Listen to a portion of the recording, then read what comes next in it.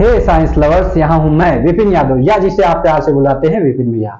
आज हम साइंस के पार्टनर साइंस की रहस्यमय दुनिया में एक और कदम बढ़ाएंगे और कुछ नया सीखेंगे।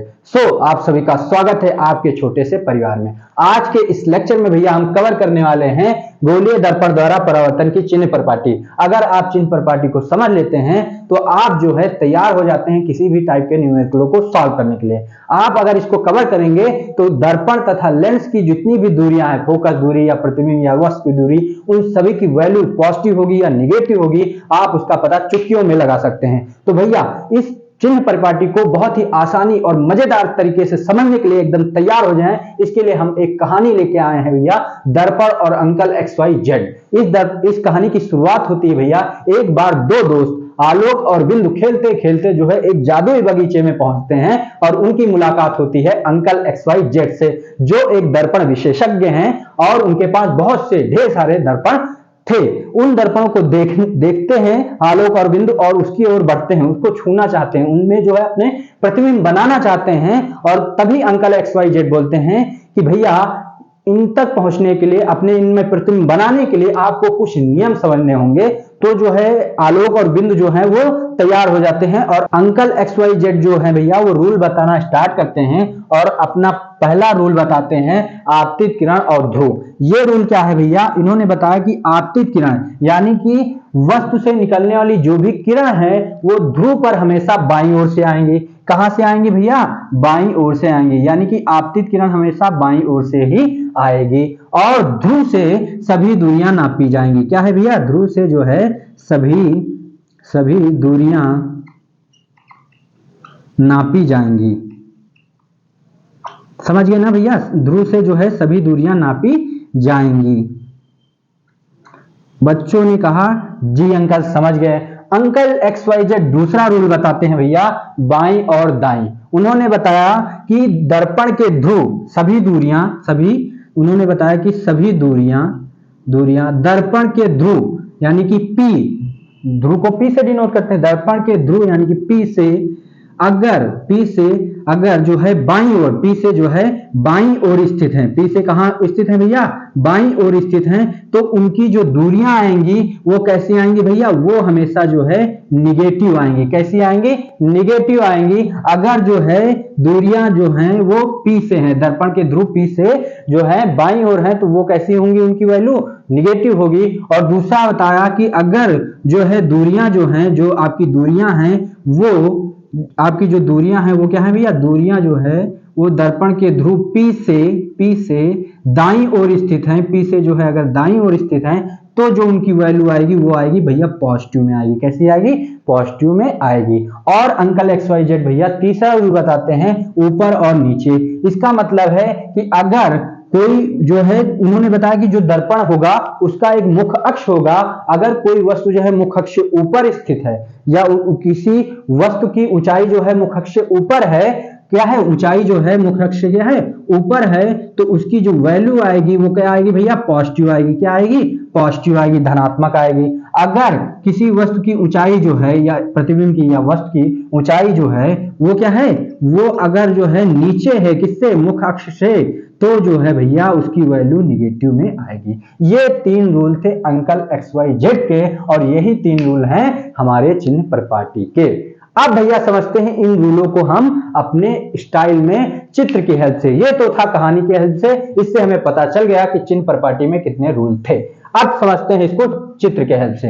ये हमारा भैया अवतल दर्पण है और ये हमारा उत्तल दर्पण। अवतल दर्पण में पालिश बाहर होती है, परावर्तक पृष्ठ क्या होता है, दबा हुआ होता है। उत्तल दर्पण में पालिश अंदर होती है, परावर्तक पृष्ठ उभरा हुआ होता है। अब समझते हैं भैया छोटी छोटी इसकी बातें। इसका पहले श्रृंगार कर लेते हैं। ये हो जाएगा हमारा ध्रुव, हो जाएगा P, और ये हो जाएगा जिधर से गोला पूरा होगा वहां होगा C, और इसके बीच में ये हो जाएगा हमारा F। क्या हो जाएगा भैया, F। इधर भी कर लेते हैं भैया, ये हो जाएगा हमारा ध्रुव हो जाएगा, इधर हो जाएगा हमारा C, ये हो जाएगा हमारा F। श्रृंगार भी हो चुका है। अब इन तीनों रूलों को इन दोनों दर्पणों में समझते हैं। पहला रूल समझते हैं भैया, आपतित किरण क्या है। इन्होंने जो है अंकल XYZ ने बताया था कि दर्पण पे जो है जो भी आपतित किरण है वो हमेशा कहां से आएंगी, बाईं ओर से। कहां से आएंगी, बाईं ओर से। बाईं ओर से कौन आएगा भैया, आपतित किरण आएंगी। कौन आएगा, आपतित किरण आएंगी। आपतित किरण कहाँ से आएंगी भैया? बाईं ओर से आएंगी। वैसे ही इसमें होगा, आपतित किरण हमेशा जो है दर्पण पर कहाँ से आएगी भैया? बाईं ओर से आएगी। ठीक, कौन आएगी? आपतित किरण आएगी। समझ गए? फिर क्या है, ध्रुव की कहानी क्या थी? ध्रुव की कहानी थी कि सभी दूरियां नापी जाएंगी कहां से? ध्रुव से। सभी दूरियां ध्रुव से नापी जाएंगी। अगर आपको हम समझाएं और अच्छे से, तो एक हम फीता ले लेते हैं भैया। क्या ले लेते हैं? फीता ले लेते हैं। जैसे हमारे पास ये जो है आ गया, जो है क्या है, ये हमारे पास इंची टैप आ गया, ठीक ना? क्या है? इंची टैप है। तो अगर ध्रुव क्या कहा है, सभी दूरियां जो है नापी जाएंगी कहां से? ध्रुव से। तो अगर हमको मान लीजिए कहीं सी पे कोई वस्तु रखी है, उसकी दूरी मेजर करनी है, तो अपना हम जो है ये जो है निकालेंगे और जो है यहाँ कहाँ? ध्रुव पे रखेंगे और ऐसे खींचेंगे जहां हमारी वस्तु रखी होगी, खींचते जाएंगे और मेजर कर लेंगे। यानी कि जो आप जो है जब नापेंगे तो इसका जो पहला सिरा होगा वो ध्रुव पे रखेंगे, और चाहे इधर बढ़े और चाहे इधर बढ़े, यानी नापना स्टार्ट करेंगे आप ध्रुव से ही। ठीक, ये था पहला रूल जिसको हमने चित्र में समझ लिया। वैसे ही यहां होगा, ध्रुव से ही नापना स्टार्ट करेंगे। दूसरा रूल समझते हैं भैया, बाईं और दाईं का। बाईं और दाईं का क्या था कि सभी दूरियां P से अगर कहां स्थित हैं? बाईं ओर, तो वो निगेटिव। ये क्या हमारा दर्पण का ध्रुव P है, अगर दूरियां जो हैं हमारी किधर हैं? बाईं ओर, यानी कि इधर की ओर हैं, तो वो कैसी होंगी? निगेटिव होंगी। यानी कि जितनी भी दूरियां दर्पण के ध्रुव P से जो है बाईं ओर स्थित है, ये हो जाएगा हमारा बाईं ओर। अगर दूरियां जो हैं हमारी बाईं ओर स्थित हैं, क्या स्थित है भैया? दूरियां, एक मिनट, दूरियां बाईं ओर, ठीक है, बाईं ओर स्थित है, ओर स्थित है, बाईं ओर स्थित है, तो क्या होंगी भैया? निगेटिव होंगी। क्या होंगी?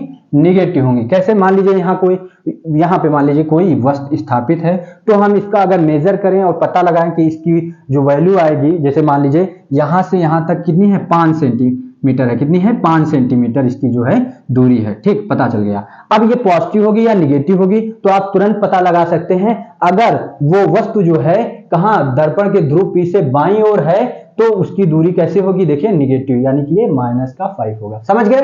ठीक है। अब समझते हैं भैया इस दाईं का मतलब क्या है। दाईं का मतलब क्या है भैया? अगर जो है दूरियां दर्पण के ध्रुव P से दाईं ओर स्थित है, तो पॉजिटिव होंगी। ये दर्पण का ध्रुव है और ये क्या होगा? हमारा दाहिना पार्ट हो गया। तो अगर वस्तु किधर स्थित है? इधर स्थित है, यानी कि जो है दूरियां दर्पण के ध्रुव P से जो है दाईं ओर की जितनी भी दूरियां होंगी वो क्या होंगी भैया? निगेटिव, पॉजिटिव होंगी। सॉरी, क्या होंगी? पॉजिटिव होंगी। जैसे मान लीजिए यहाँ कोई वस्तु है, इसकी दूरी 2 सेंटीमीटर है, तो ये पॉजिटिव होगी या निगेटिव होगी, इसका आप तुरंत पता लगाएंगे।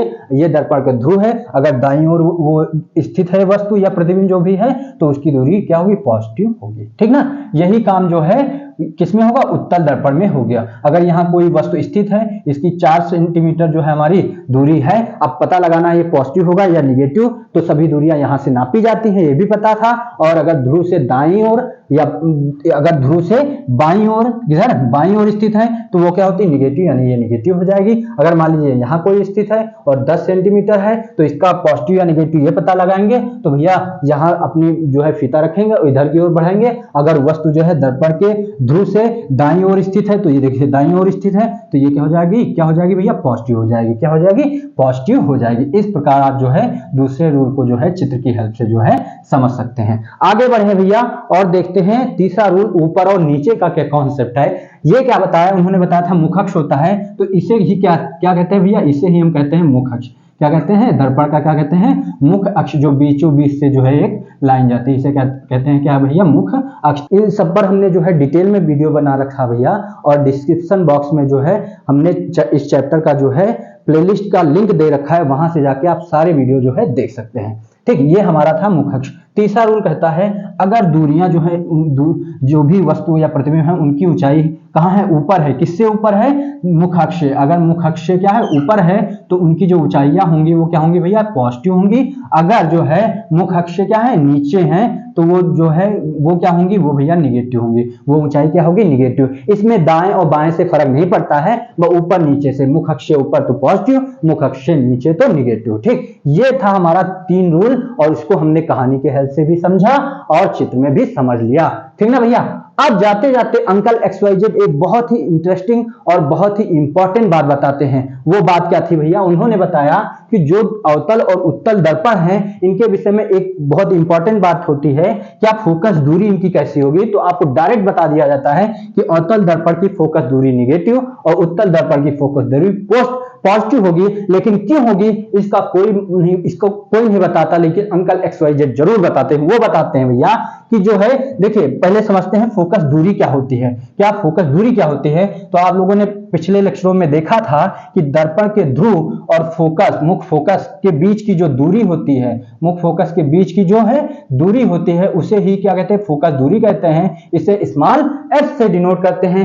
अब बताइए ये पॉजिटिव होगी या नेगेटिव होगी? अब इसी को इधर देख लेते हैं, क्या है? दर्पण का जो ध्रुव है और फोकस बिंदु के बीच की दूरी को ही क्या कहते हैं? फोकस दूरी कहते हैं। इसे स्मॉल f से डिनोट करते हैं। अब बताइए ये पॉजिटिव होगी या नेगेटिव, या ये पॉजिटिव या नेगेटिव, दोनों में से कौन क्या होगा बताइए? तुरंत आप जाएंगे दूसरे रूल पे, बाईं और दाईं का कॉन्सेप्ट है, अगर दर्पण के ध्रुव से कोई दूरी बाईं ओर स्थित है तो वो होगी नेगेटिव, यानी कि ये होगी नेगेटिव फोकस दूरी। दूसरा है दाईं ओर वाला कॉन्सेप्ट कि दर्पण के ध्रुव से कोई दूरी दाईं ओर स्थित है तो वो होगी पॉजिटिव। तो ये देखिए दर्पण के ध्रुव से दाईं ओर स्थित है इसलिए पॉजिटिव, और ये दर्पण के ध्रुव से बाईं ओर स्थित है इसलिए नेगेटिव। आप कभी भूलेंगे कोई चीज रटेंगे नहीं, क्योंकि आपने कॉन्सेप्ट को समझा है, रटा नहीं है, ना ही मैं रटाऊंगा। हर एक टॉपिक को ऐसे ही बहुत ही इंटरेस्टिंग तरीके से हम जो है सॉल्व करेंगे, उसको समझेंगे भैया। मिलते हैं अगले लेक्चर में भैया एक इंटरेस्टिंग कहानी के साथ।